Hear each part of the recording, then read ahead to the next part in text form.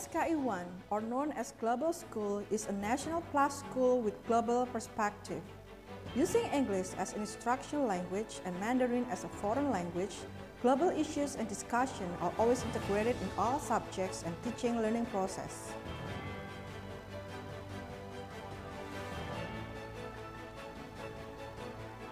Christian character education is our priority to build students' faith and characters.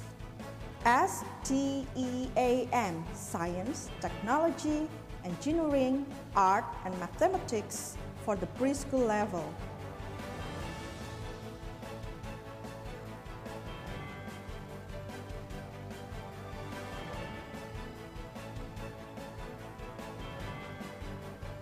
National Plus curriculum for primary school, which is a perfect combination of various subjects, global perspective, and character building.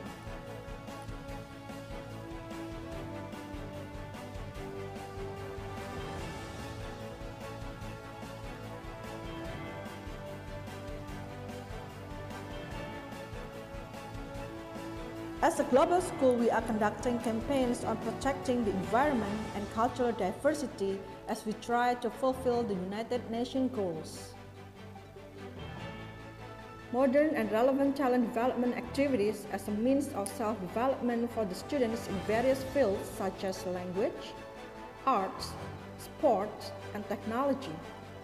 The activities we have here are coding, robotics, cinematography, violin, guitar, choir, band, drum, craft, public speaking, dance, wushu, and swimming.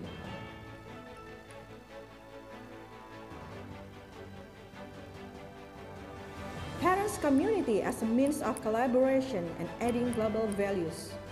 We have some activities like parenting, forum group discussion, and fellowship.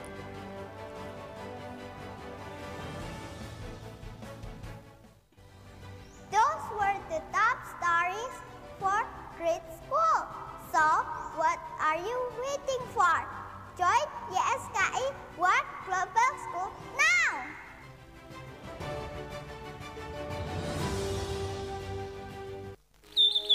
Puji Tuhan, untuk pembangunan Gedung Hermon ini untuk sampai saat ini sudah mencapai 65% dan pekerjaan akan dimulai bulan Januari 2022 dan akan diselesaikan kira-kira di akhir bulan Oktober yang akan datang. Pekerjaan ini juga sudah mencapai tahap finishing dan untuk lantai 4 sudah selesai, tinggal lantai 3 untuk pemasangan keramik dan untuk reling tangga. Lantai 2 kita sudah mulai menginjak pasang keramik dan partisi untuk ruang studio, dan lantai 1 sudah tinggal pengecatan dan dinding curtain wall yang akan diselesaikan minggu ini. Sekarang menginjak untuk renovasi 2 lantai bangunan lama untuk ruang tidur mahasiswa praktek dan untuk pendeta tamu. Kiranya butuh dukungan saudara Bapak Ibu sekalian untuk penyelesaian Gedung Hermon ini boleh terwujud di tahun ini juga. Terima kasih atas dukungan Bapak Ibu dan saudara sekalian. Saudara, banyak yang bertanya-tanya, kenapa sih membangun Gedung Hermon? Apakah ini bukan sebuah bentuk pemborosan? Saudara, untuk melakukan pelayanan yang lebih luas, menjangkau kalangan yang lebih banyak, masyarakat lebih luas, tentu saja dibutuhkan pengeluaran yang lebih besar. Tentu bukan bermaksud untuk menghambur-hamburkan, tetapi jangan juga sampai takut mempersembahkan uang yang Tuhan sudah percayakan kepada kita, supaya kita bisa melakukan pengembangan pelayanan di gereja Tuhan. Nah, saudara, gedung di seberang Hermon, yaitu gedung yang selama ini dipakai untuk TU dan Poliklinik Bethesda, kedepannya akan dipakai sepenuhnya untuk sebuah poliklinik. Kita bersyukur bahwa ada orang-orang yang rindu mempersembahkan waktu dan talentanya untuk melayani di bidang kesehatan. Oleh karena itu kita akan menambah dengan klinik mata, klinik terapi, dan juga beberapa pelayanan lainnya. Untuk itu keseluruhan gedung akan dipakai untuk pelayanan kesehatan masyarakat ini. Dan oleh karena itulah TU mesti dipindahkan. Dan kita memakai gedung Hermon ini untuk dipakai sebagai kantor tata usaha di lantai pertamanya.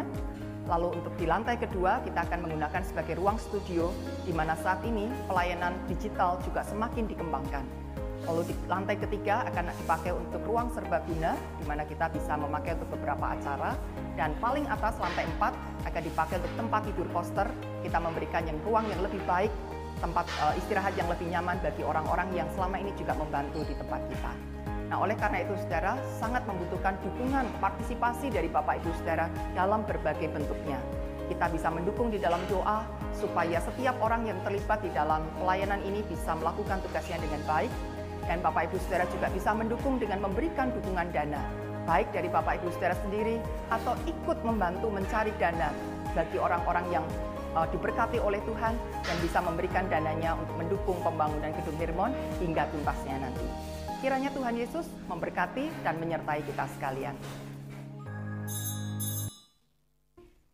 Biasanya ketika ada yang berulang tahun, kita yang memberikan hadiah kepada pihak yang berulang tahun.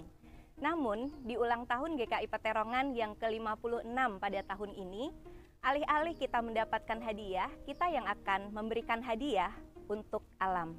GKI Peterongan berkomitmen untuk menanam 2.256 batang bibit tanaman mangrove atau bakau di pesisir pantai Semarang, di mana angka 22 melambangkan tahun ini dan 56 melambangkan usia GKI Peterongan di tahun 2022. Mengapa mangrove?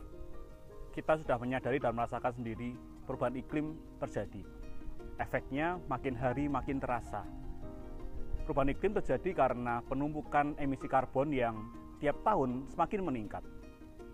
Mangrove adalah salah satu tanaman yang mempunyai kemampuan daya serap emisi karbon yang tinggi, bahkan 10 hingga 12 kali lipat lebih tinggi daripada tanaman daratan yang lain. Selain itu, mangrove juga memiliki manfaat bagi ekosistem pesisir pantai, terlebih lagi bagi para penduduk sekitar pesisir pantai.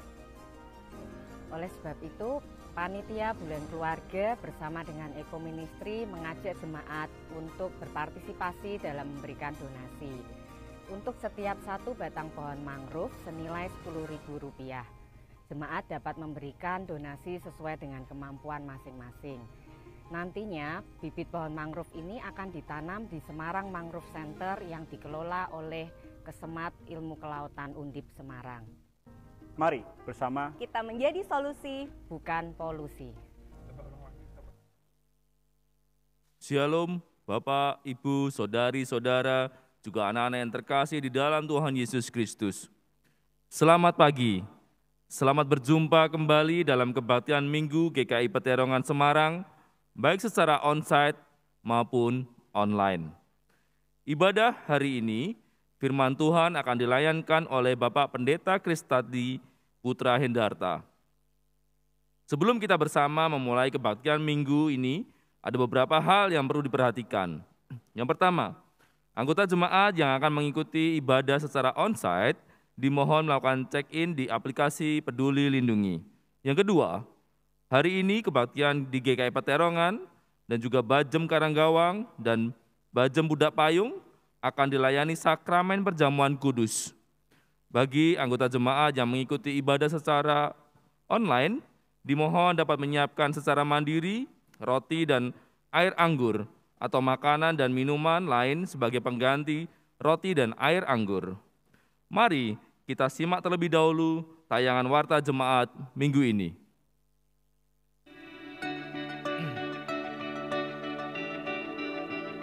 Salam keluarga GKI Peterongan. Mari bergabung bersama kami melayani bersama di Komisi Audiovisual GKI Peterongan. Pelayanan apa saja yang bisa dilakukan bersama?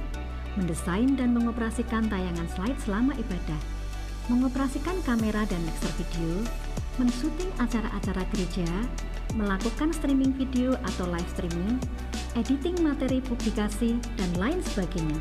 Yuk berikan talenta saudara dalam pelayanan di Komisi Audiovisual. Kami tunggu ya.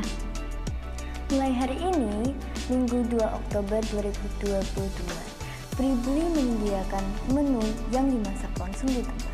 Menu hari ini adalah mie ayam. Mari kunjungi kantin Pribeli setiap hari Minggu mulai dari pukul 7 pagi sampai dengan pukul 11 siang. Selain kita bisa mendukung usaha-usaha dari jemaat, kita juga bisa membangun keakraban di kantin tersebut. Mari kita ikuti malam puji dan doa dengan tema Konflik Tidak Harus Runtuh pada hari Kamis 6 Oktober 2022 pukul 18.30. Dilangsungkan secara onsite di ruang kebaktian utama GKI Peterongan. Pelayan firman, Pendeta Emeritus Andreas Gunawan. Saudara dapat mengisi form permohonan doa di pintu masuk atau mengirimkan pokok doa melalui kolom live chat untuk didoakan bersama di bagian akhir acara. Panitia Bulan Keluarga GKI Peterongan mengajak seluruh anggota jemaat dan simpatisan bersama keluarga dan sahabat untuk mengikuti acara-acara di Bulan Keluarga yang pastinya seru dan menarik. Ada aksi donor darah yang akan diadakan pada Minggu 16 Oktober 2022 pukul 8 sampai dengan pukul 12. Bertempat di basement GKI Peterongan, daftarkan diri saudara melalui tautan bukel.gkipts.id atau melalui bus pendaftaran setelah ibadah. Dan kado bumi, hadiah dari GKI Peterongan untuk bumi kita. Kita akan bersama berdonasi 2.256 pohon mangrove. Pendaftaran donasi dapat dilakukan melalui tautan bukel.gkipts.id mulai dari 18 September sampai dengan 16 Oktober 2022 hanya dengan Rp10.000 per pohon. Jika saudara ingin mendapatkan peneguhan dan pemberkatan pernikahan di GKI Peterongan, saudara terlebih dahulu perlu mengikuti pembinaan pranikah.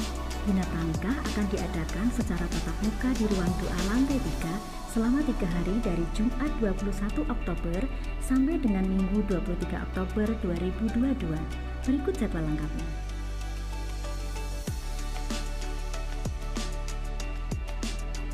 Daftarkan diri saudara ke kantor gereja pada jam kerja paling lambat tanggal 16 Oktober 2022.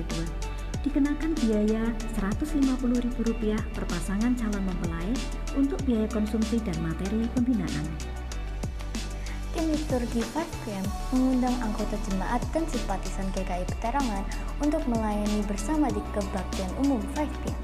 Sebagai pelayan liturgi atau worship leader, pemandu nyanyian, pemusik, usher, dan lain sebagainya. Juga untuk saudari-saudara yang terbeban untuk berbagi bersama, saudara dapat ikut berpartisipasi dengan memberikan persembahan berupa makanan yang akan dipergunakan untuk ramah tamah setelah kebaktian umum 5PM. Info lebih lanjut dapat dihubungi nomor di bawah 0813 2799 2599 dan 0896 811 444 65. Kiranya Tuhan memberkati kita sekalian. Demikian Warta Jemaat minggu ini. Kini saya mengajak setiap kita untuk mengambil waktu teduh sejenak sebelum kita memasuki ibadah kita hari ini.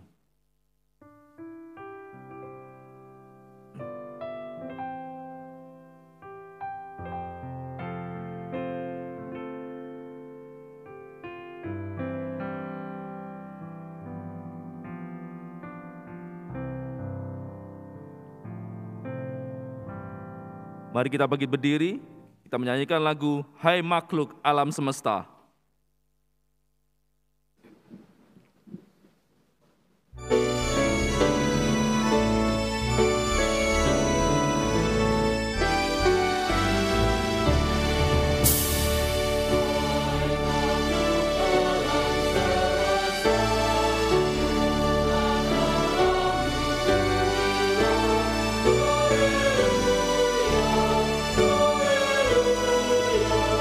Surya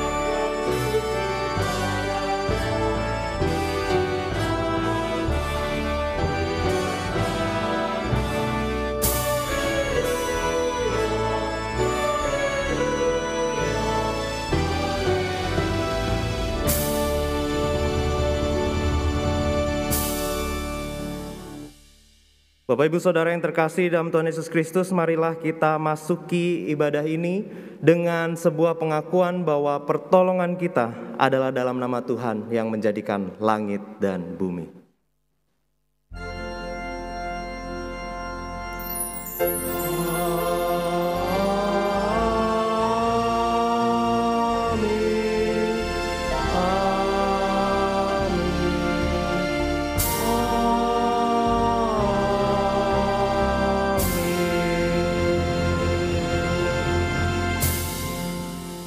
Tuhan besertamu. Bersilakan duduk.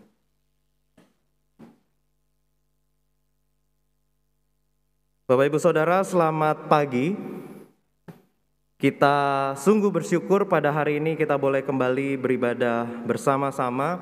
Dan di minggu pagi hari ini kita telah memasuki bulan keluarga minggunya yang pertama. Dan pada hari ini kita juga merayakan Hari Pekabaran Injil di Indonesia, sekaligus Hari Perjamuan Kudus Sedunia. Hari Perjamuan Kudus Sedunia pertama kali dilangsungkan pada tahun 1933 dan peringatan ini kemudian diikuti oleh banyak gereja anggota Dewan Gereja Dunia, termasuk kita GKI. Nah, sebagai pembuka bulan keluarga 2022, GKI Peterongan mengusung sebuah tema yang akan menjadi perenungan kita bersama di sepanjang ibadah kita pada hari ini adalah keluarga utuh tak mau runtuh. Karena itu mari sebelum kita melanjutkan lebih jauh ibadah kita bersama-sama masuk dalam pengakuan dosa kita. Kita bersama berdoa.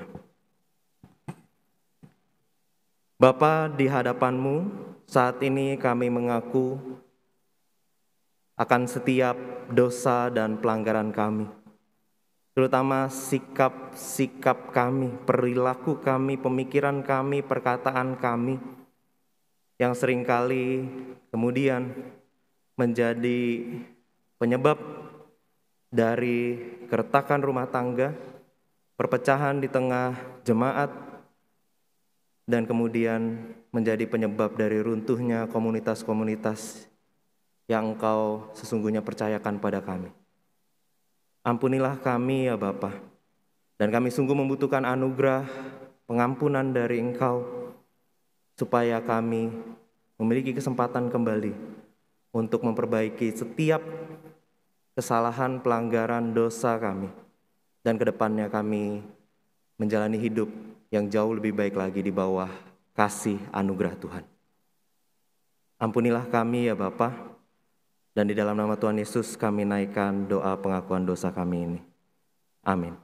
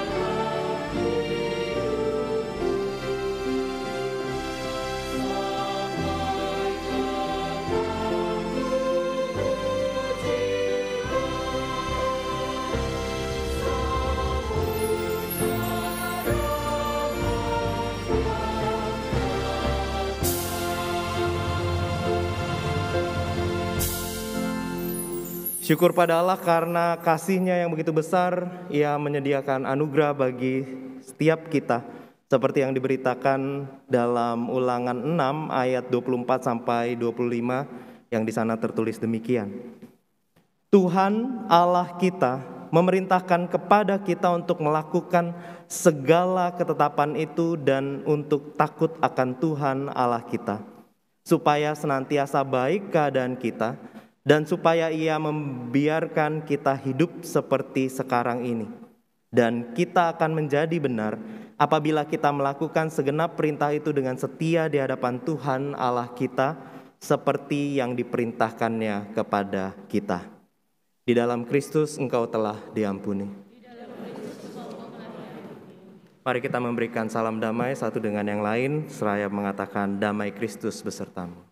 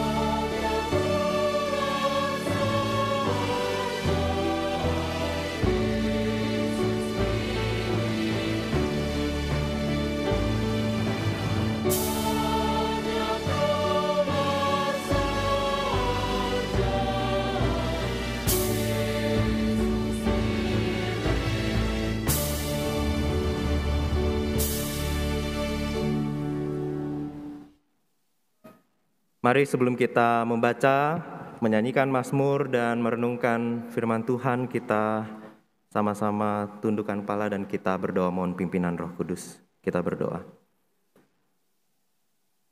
Bapa yang baik, kami sungguh-sungguh ingin belajar akan kebenaran firman Tuhan. Karena itu Tuhan hadirlah di tengah-tengah kami, mengajar setiap kami, supaya kami boleh menjadi murid-murid-Mu, anak-anak-Mu yang penurut, yang mendengar, menyimak, dan melakukan firman Tuhan di tengah-tengah hidup keseharian kami. Roh-Mu yang kudus beserta dengan kami, menaungi setiap keterbatasan kami, sehingga kami dimampukan untuk mengerti dan juga untuk melakukannya dalam hidup keseharian kami. Bersabdalah kepada setiap kami ya Bapa, karena kami sedia untuk mendengarkan. Di dalam nama Tuhan Yesus Kristus kami berdoa. Amin.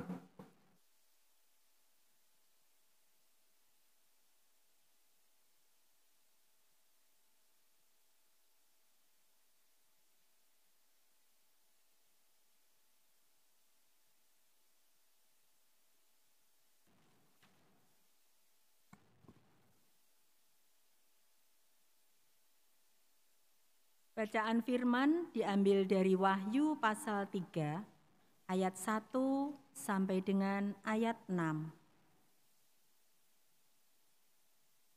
Wahyu pasal 3 ayat 1 sampai dengan ayat 6. Dalam perikop ini, Tuhan mengingatkan jemaat di Sardis yang belum sempurna dalam pandangan Allah untuk mendengar, mengikuti apa yang telah diajarkan, dan bertobat karena Tuhan akan datang seperti seorang pencuri. Tidak seorang pun yang tahu kapan ia datang. Beginilah firman Tuhan. Dan tuliskanlah kepada malaikat jemaat di Sardis. Inilah firman Dia yang memiliki ketujuh roh Allah dan ketujuh bintang itu. Aku tahu segala pekerjaanmu. Engkau dikatakan hidup, padahal engkau mati. Bangunlah dan kuatkanlah apa yang masih tinggal, yang sudah hampir mati. Sebab tidak satu pun dari pekerjaanmu aku dapati sempurna di hadapan Allahku. Karena itu ingatlah bagaimana engkau telah menerima dan mendengarnya. Turutilah itu dan bertobatlah. Karena jikalau engkau tidak berjaga-jaga, aku akan datang seperti pencuri dan engkau tidak tahu pada waktu manakah aku tiba-tiba datang kepadamu. Tetapi di Sardis ada beberapa orang yang tidak mencemarkan pakaiannya. Mereka akan berjalan dengan aku dalam pakaian putih, karena mereka adalah layak untuk itu. Barang siapa menang, ia akan dikenakan pakaian putih yang demikian. Aku tidak akan menghapus namanya dari kitab kehidupan, melainkan aku akan mengaku namanya di hadapan Bapa-Ku dan di hadapan para malaikatnya. Siapa bertelinga, hendaklah ia mendengarkan apa yang dikatakan Roh kepada jemaat-jemaat. Demikianlah firman Allah.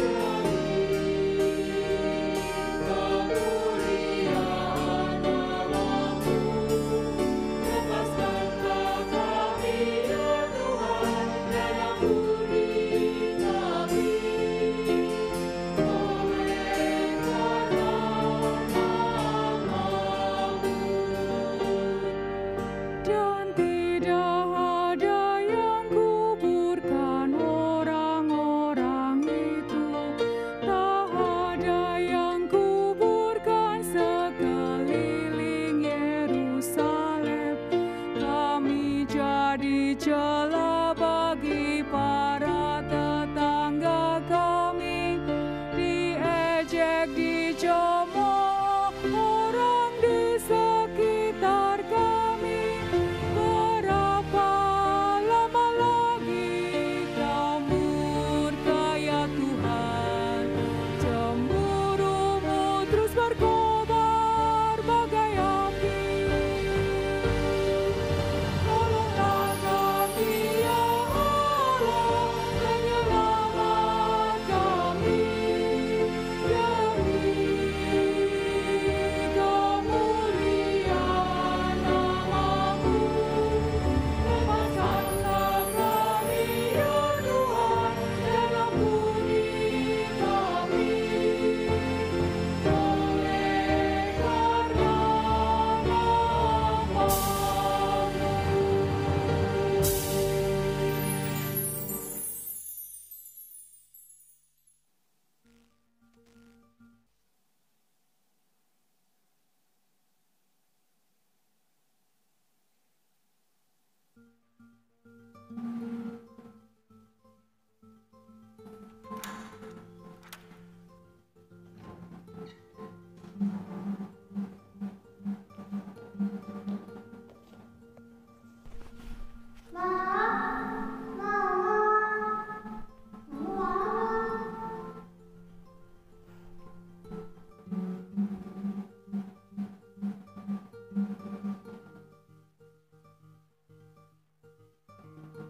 Entar dinernya bagus aja ya Dek, nanti Mama kirim gopay ya.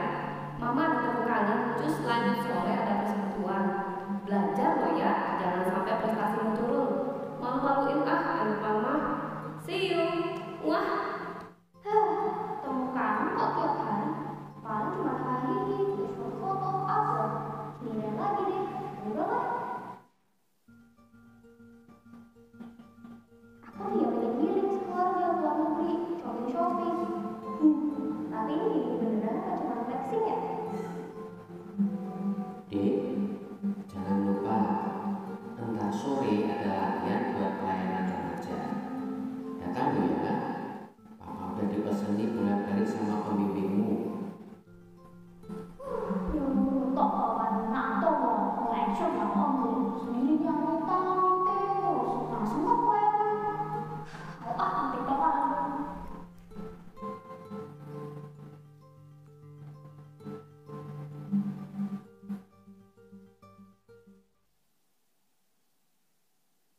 Bapak Ibu Saudara yang terkasih dalam Tuhan Yesus Kristus, tema perenungan kita saat ini adalah keluarga utuh tak mau runtuh.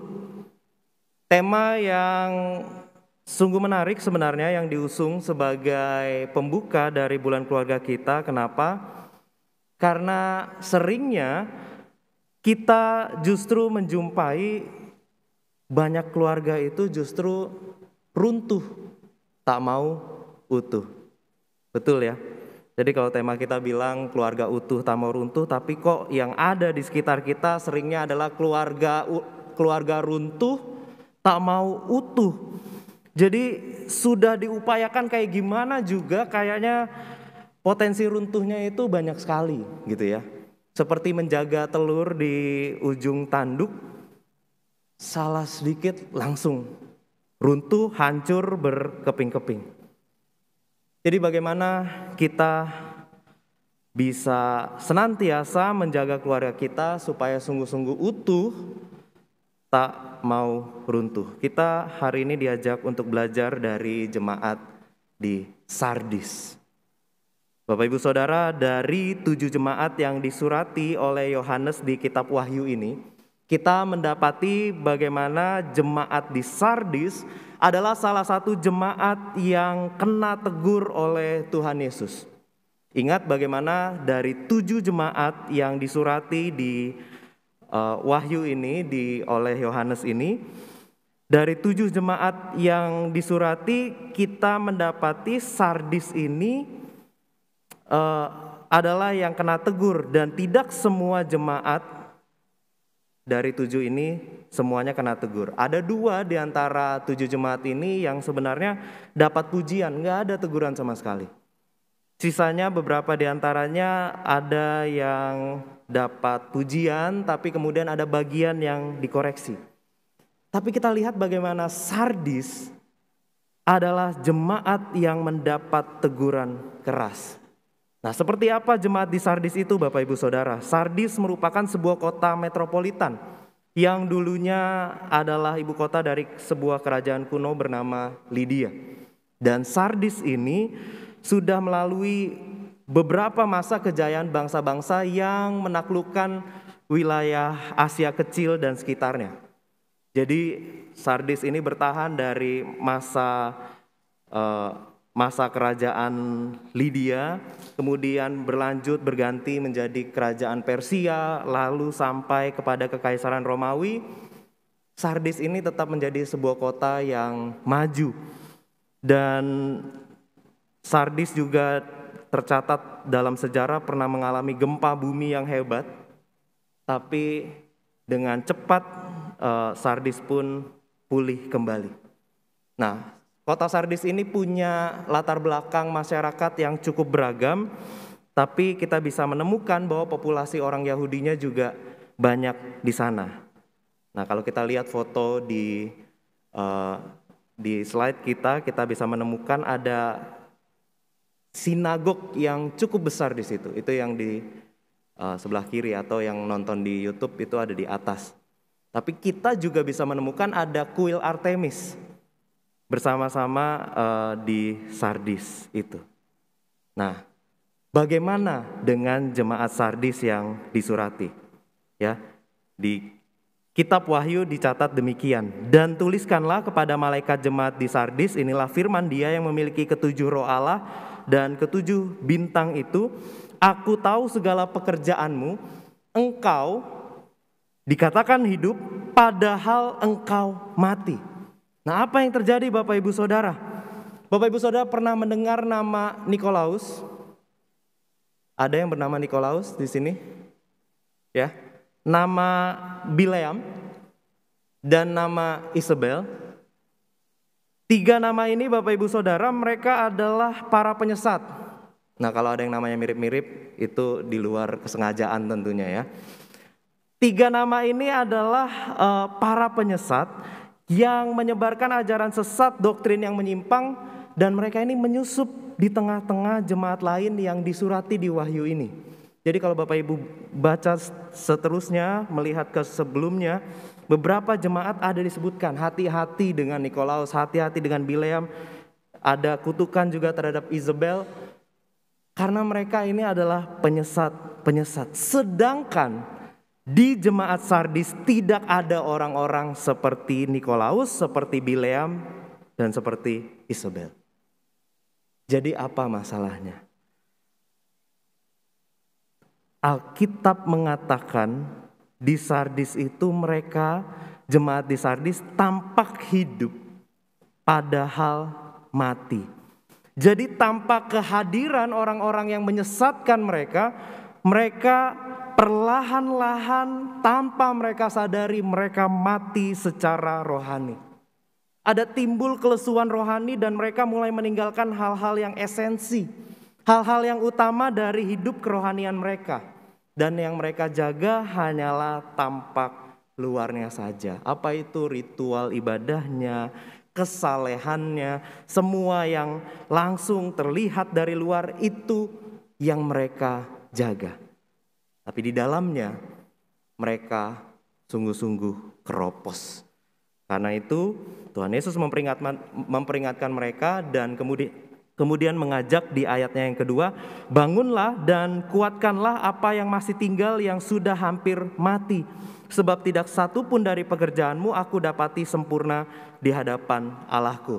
Dalam Alkitab versi bahasa Indonesia masa kini dikatakan, sebab itu bangunlah dan perkuatlah apa yang masih ada pada kalian sebelum itu mati sama sekali.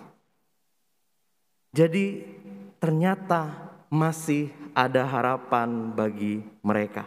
Dan di bagian akhir perikop ini kita tahu ada orang-orang yang masih setia, yang tidak hanya menjaga, merawat, mengerjakan apa yang tampak luar saja, tetapi secara esensi apa yang ada di dalam itu juga mereka benahi, kerohanian mereka, spiritualitas mereka.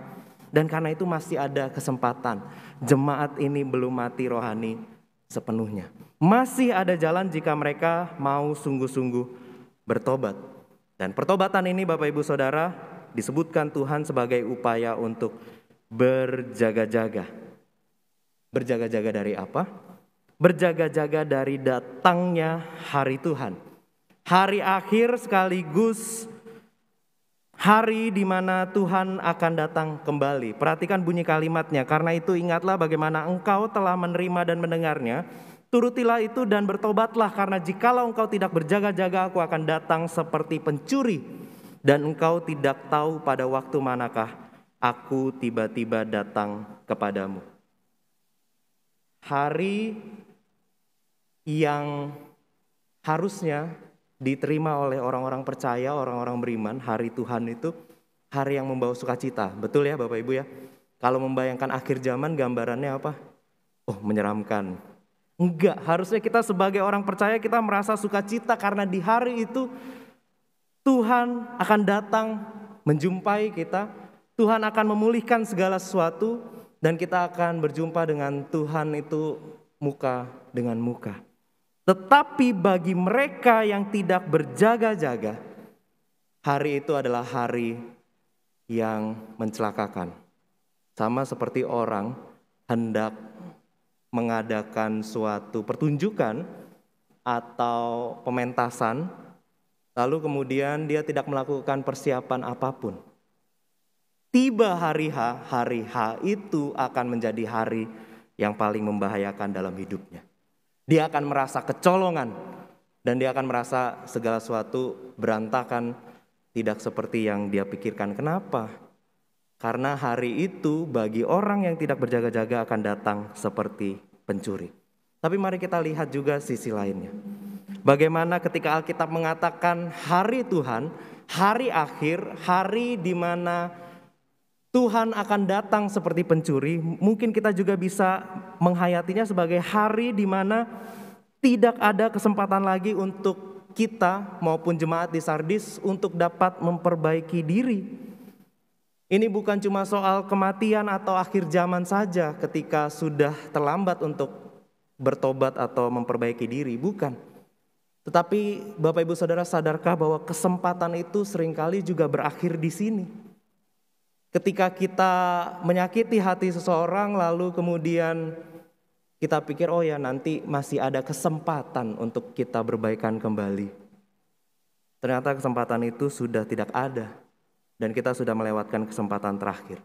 Itulah hari Tuhan yang mungkin kita bisa hayati bersama. Dan pada akhirnya Bapak Ibu Saudara jemaat Sardis juga diingatkan bagaimana apa yang akan mereka terima jika mereka pada akhirnya mampu bertobat. Dikatakan bahwa barang siapa menang, aku tidak akan menghapus namanya dari kitab kehidupan. Dan ini sekali lagi bukan hanya soal surga neraka, tetapi ini juga bicara mengenai hidup yang berkualitas, hidup yang bermakna yang Tuhan berikan. Seperti yang Yohanes 10 ayat 10 katakan, aku datang supaya mereka mempunyai hidup dan mempunyainya dalam segala kelimpahan. Dan itulah maknanya dari nama kita tidak dihapus dari kitab kehidupan. Nah, Bapak Ibu Saudara, jadi bagaimana? Di mana masalah jemaat di Sardis? Masalahnya adalah mereka terlihat hidup padahal mati. Dan kalau kita mau akui itu adalah masalah terbesar keluarga-keluarga kita dari masa ke masa. Tentu ada banyak hal yang bisa menyebabkan keluarga runtuh dan kita bisa membuat seminar panjang tentang itu. Tapi pada hari ini kita akan memperhatikan satu hal, bahwa keluarga runtuh itu ketika keluarga itu hanya memperhatikan apa yang tampak dari luar, padahal di dalamnya keluarga itu mati. Sama seperti apa yang kita saksikan dalam tayangan fragmen tadi. Bapak Ibu Saudara ya melihat tokoh ditampilkan di sana seorang anak yang menemukan keluarganya sebenarnya rapuh di dalam. Jadi kalau kita tonton sepintas tayangan tadi, kita pasti menyalahkan anaknya, betul ya? Bapaknya sudah baik ngomongnya tadi ya, mamanya juga sudah baik ngomongnya, bicaranya meninggalkan pesan, bapaknya chat gitu. Mereka ngomong baik-baik, semuanya baik-baik. Siapa yang ngomel, siapa yang ngedumel? Anaknya. Dan kalau kita memperhatikan sepintas pasti kita bilang anaknya yang salah. Kalau keluarga itu runtuh, anaknya yang penyebabnya. Tetapi yang sebenarnya yang mau ditunjukkan oleh anaknya adalah sebuah realita bahwa sebenarnya keluarganya itu rapuh di dalam. Tadi kita tahu, papanya mengingatkan dia untuk pelayanan, tapi papanya sendiri sibuk. Mamanya bilang soal hidup berkeluarga yang baik, tapi ternyata mamanya juga nggak begitu mementingkan relasi perjumpaan dengan anaknya. Anaknya yang penting ditinggalkan makan, bahkan nggak ada makanan, ya udah tinggal GoFood aja. Mamanya sudah siapkan segala sesuatunya karena mamanya sibuk dengan teman-temannya. Dan keluhan-keluhan anaknya menunjukkan bahwa sebenarnya keluarga itu rapuh di dalam. Dan ini kita harus hati-hati. Ketika kita lebih banyak mencurahkan energi kita, perhatian kita untuk berusaha supaya keluarga kita itu selalu tampak baik di luarnya, hingga pada akhirnya kita kehilangan banyak waktu, perhatian, dan tenaga untuk bisa memperhatikan bagaimana kualitas kehidupan di dalam keluarga itu sendiri. Disitulah letak titik keruntuhan keluarga kita. Ketika kita tidak lagi melihat sisi-sisi yang ada di dalam yang mungkin tidak segera bisa disaksikan oleh orang di luar, hanya kita yang tahu. Tapi karena kita pikir nggak bisa, nggak cukup waktu, kita terlalu sibuk gitu ya. Jadi yang kita poles terus adalah depannya. Yang penting kalau kita muncul sekeluarga, ayo kita kompak dengan baju yang seragam gitu ya. Jangan cuma pacaran pakai baju couple gitu ya. Sekarang sudah berempat, berlima, ayo kita pakai baju apa sebutnya, bukan couple ya. Kalau couple berdua, ini berlima gitu ya. Ayo kita pakai baju yang kompakan. Ayo kalau di gereja kita rangkul-rangkulan, kita gandengan. Pulang anaknya merasa pedih sekali gitu. Dia menemukan sebuah ironi yang tidak terkatakan karena dia tahu bagaimana di dalam rumah harusnya rumah itu jadi surga, tapi koyak panasnya seperti neraka. Nah karena itu Bapak Ibu Saudara, kita hari ini diingatkan bagaimana supaya kita bisa sungguh-sungguh menjadikan keluarga kita adalah keluarga utuh. Yang pertama adalah keluarga utuh, kita diminta untuk sungguh-sungguh berpegang pada nilai-nilai kerajaan Allah. Dan nilai-nilai ini Bapak Ibu Saudara, itulah yang menjaga sikap kita di dalam.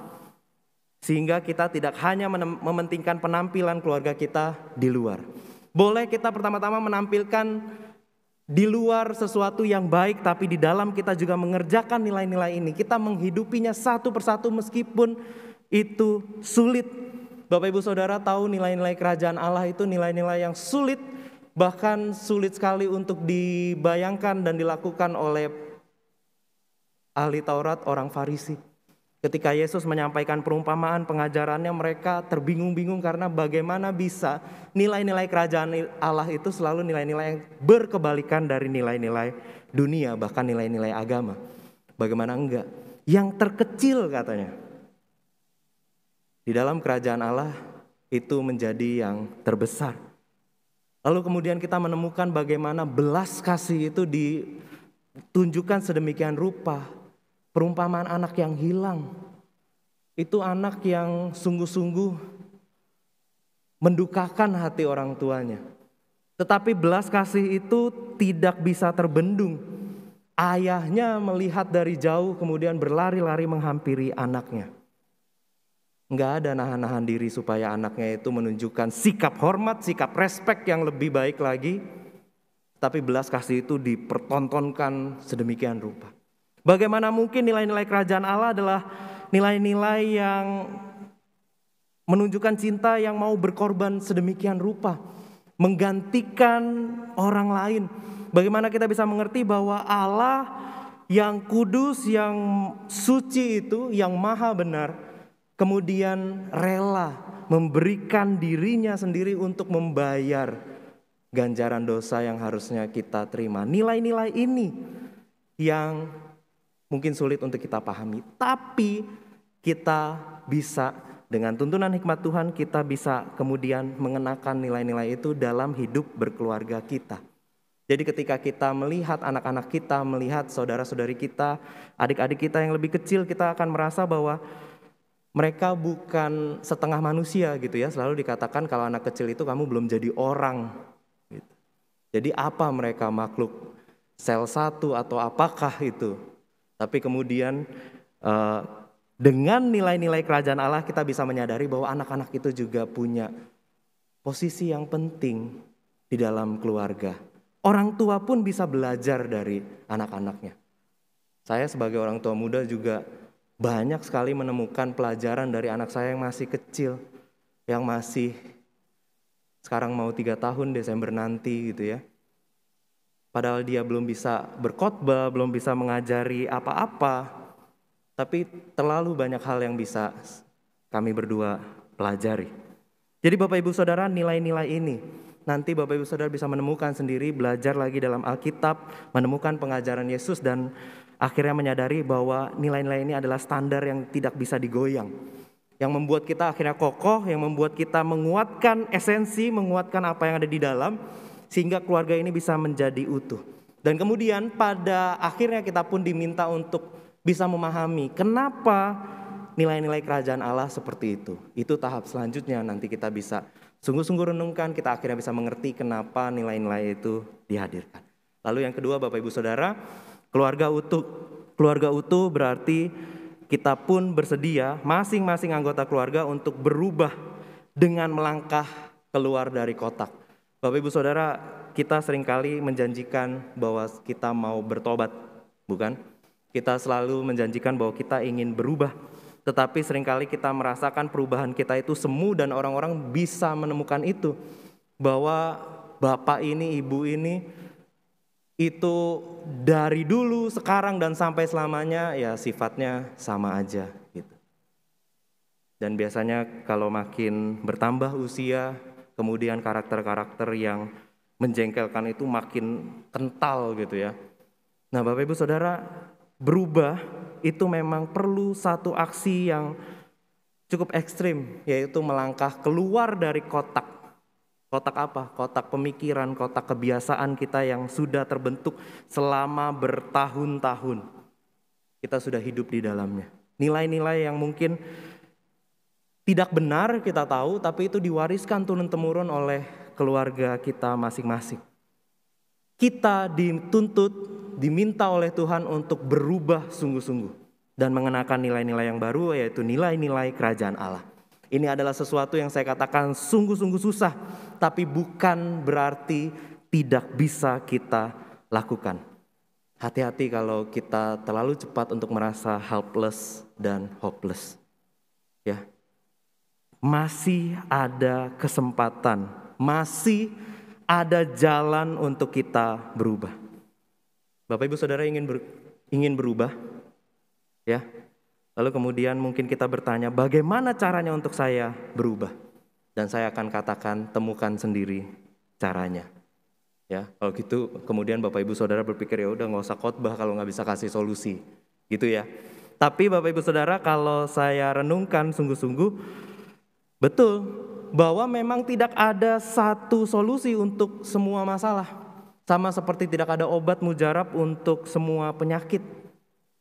Tapi Bapak Ibu Saudara, satu hal yang saya temukan cukup efektif saya rasa.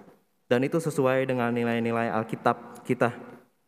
Bahwa kita bisa sungguh-sungguh belajar menyimak apa yang disampaikan oleh orang lain. Di bulan Alkitab kemarin kita sudah banyak mengulas bagaimana firman Tuhan itu diberitakan kemana-mana. Dan saya yakin dan percaya Tuhan pasti juga akan mengutus orangnya untuk memberitakan firman itu pada kita melalui banyak cara. Dari hal-hal yang sederhana sekalipun. Tetapi kalau kita tidak menyimak sungguh-sungguh apa yang orang lain sampaikan, dan kita hanya mendengar apa yang kita mau dengar, maka percayalah tidak akan ada perubahan dalam hidup kita. Belajarlah menyimak apa yang disampaikan oleh orang lain sungguh-sungguh dan temukan pada akhirnya, oh ada solusi. Karena firman Tuhan itu selalu menolong kita untuk bisa berubah. Dan yang ketiga Bapak Ibu Saudara, keluarga utuh itu juga berarti soal bagaimana kita bisa menumbuhkan dan memberdayakan. Kalau kita bicara pertumbuhan Bapak Ibu Saudara, kita sadar itu bukan sesuatu yang dijalani dalam sekejap, dalam satu malam, gitu ya. Kita bersyukur karena bulan keluarga ini begitu unik, karena dikaitkan di sana sini dengan isu lingkungan hidup yang digarap oleh Eko Ministry. Dan kita bisa menemukan bagaimana ketika kita ingin merawat lingkungan alam, sederhananya menanam sebuah pohon, kita akan melakukan itu Bapak Ibu Saudara, menanam pohon mangrove sebanyak 2.256. Bapak Ibu Saudara tentu masih terus diundang untuk mengerjakan itu. Ini kalau kita lihat laporan penerimaan donasi sudah separuhnya, ya. Masih kita diundang untuk terlibat. Hanya dengan Rp10.000 per pohon kita bisa melakukan aksi ini bersama-sama. Kita ulang tahun tapi kita memberikan kado untuk bumi kita.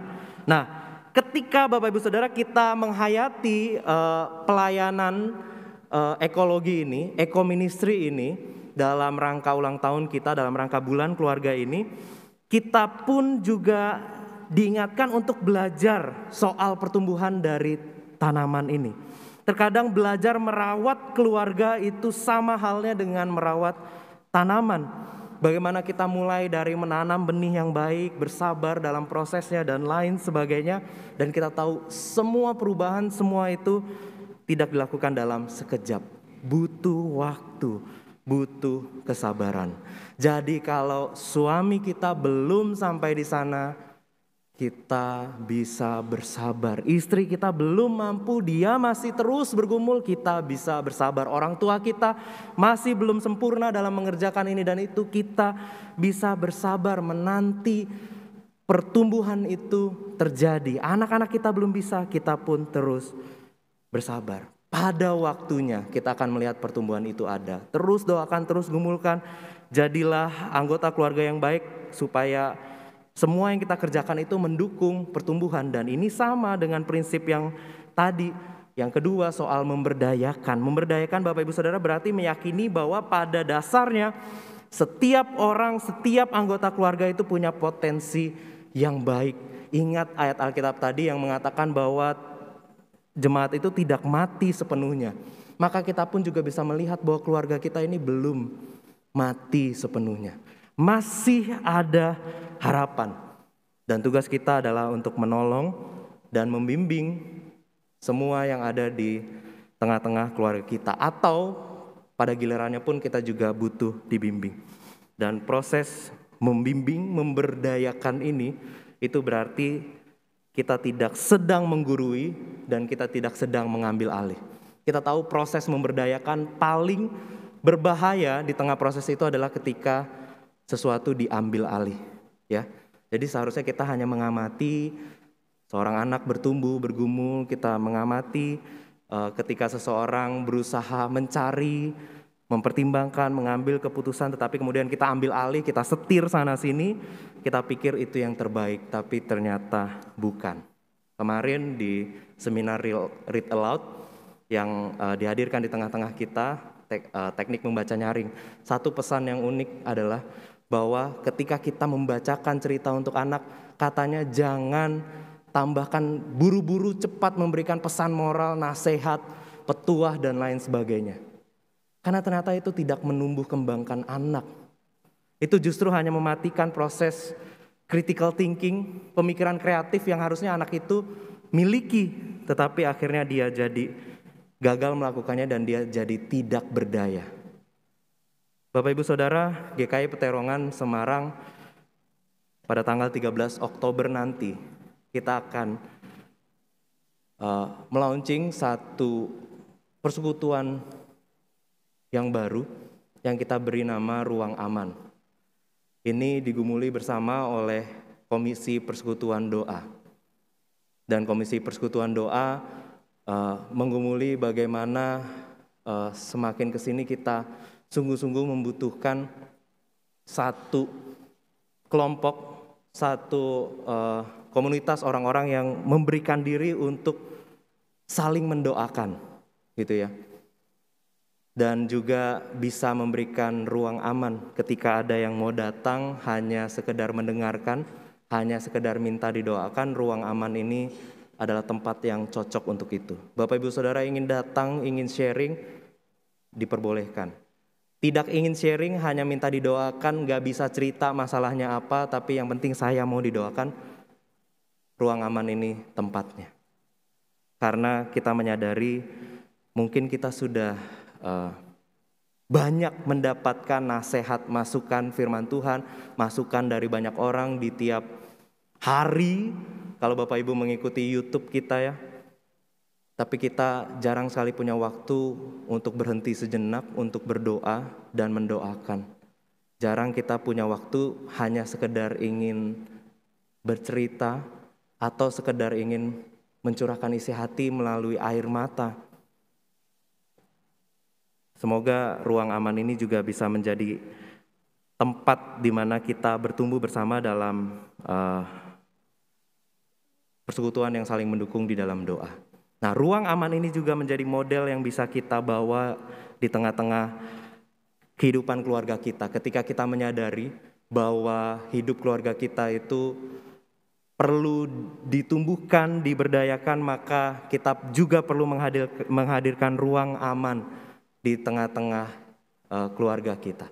Dan Bapak Ibu Saudara, semua ini kita lakukan semata-mata supaya keluarga kita senantiasa utuh, tidak mau runtuh, dan kita percaya ketika kita mengusahakannya, Tuhan senantiasa menolong kita dan memberkati kita sekalian. Amin. Kita akan bersalat teduh yang akan diiringi oleh persembahan pujian dari PS Hosiana.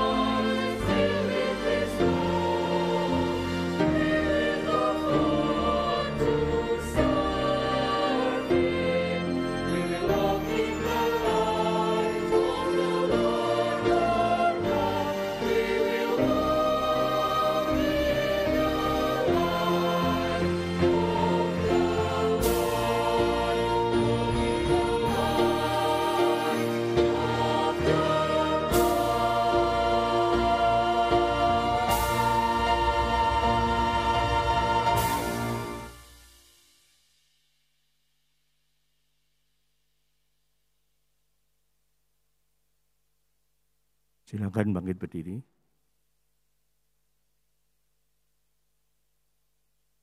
Marilah kita bersama dengan umat Allah di masa lalu, masa kini, dan masa depan mengingat pengakuan pada baptisan kita menurut pengakuan Imam Rasuli demikian.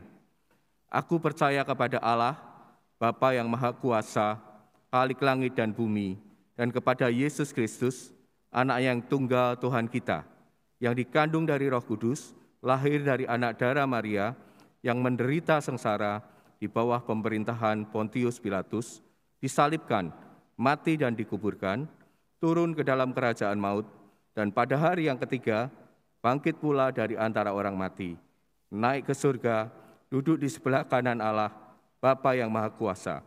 Dan dari sana ia akan datang untuk menghakimi orang yang hidup dan yang mati. Aku percaya kepada Roh Kudus, gereja yang kudus dan am, persekutuan orang kudus, pengampunan dosa, bangkitan orang mati, dan hidup yang kekal. Amin. Silakan duduk kembali.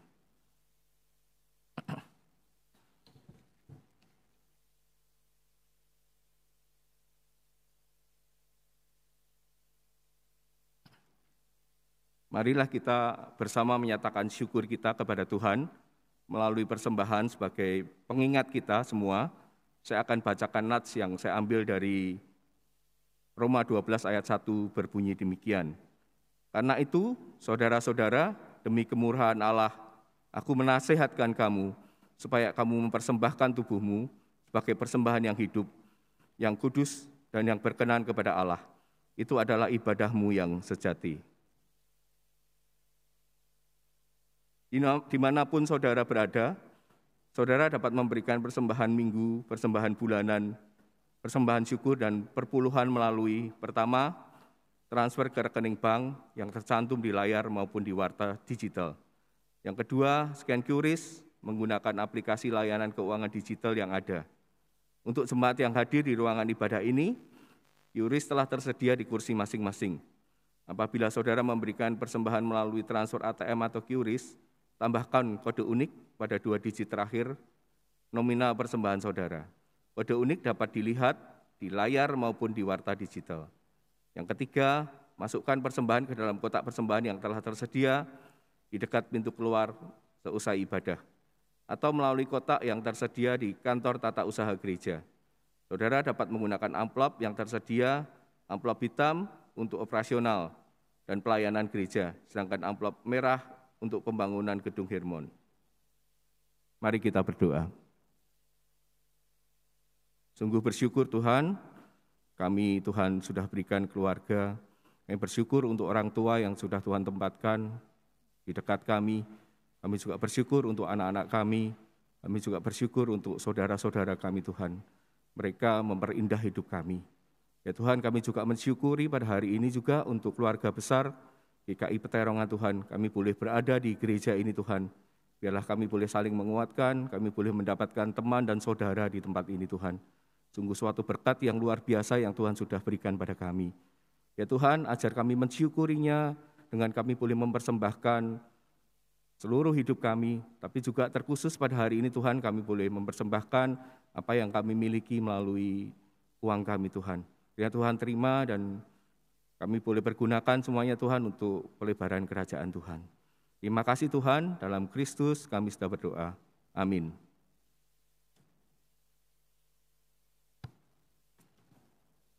Karena itu Bapak Ibu Saudara, sekarang mari kita berdiri. Kita akan menaikkan doksologi kita bersama. Amin. Kita akan menaikkan doksologi kita bersama.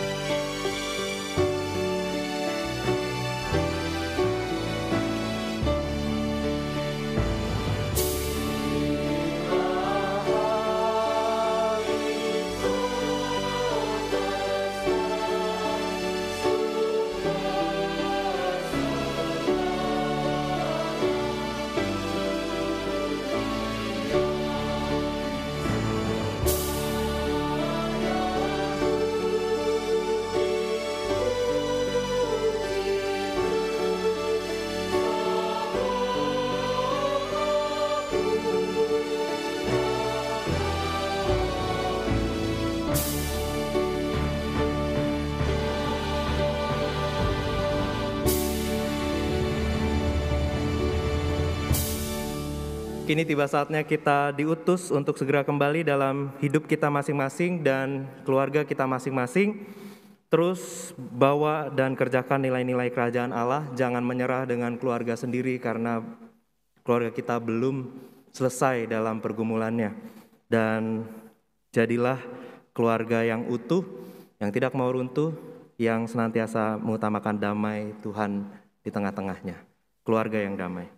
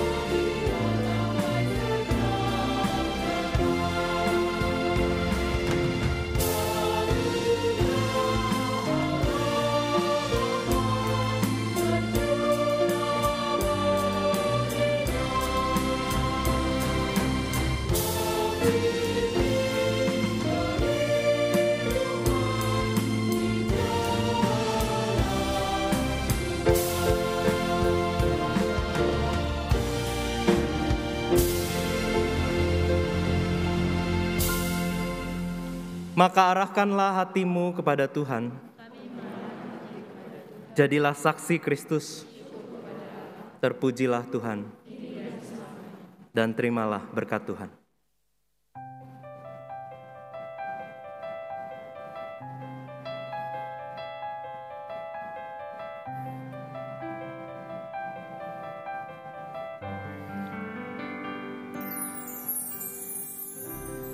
Tuhan memberkati engkau, Tuhan melindungi engkau, Tuhan menyinari engkau dengan wajah-Nya.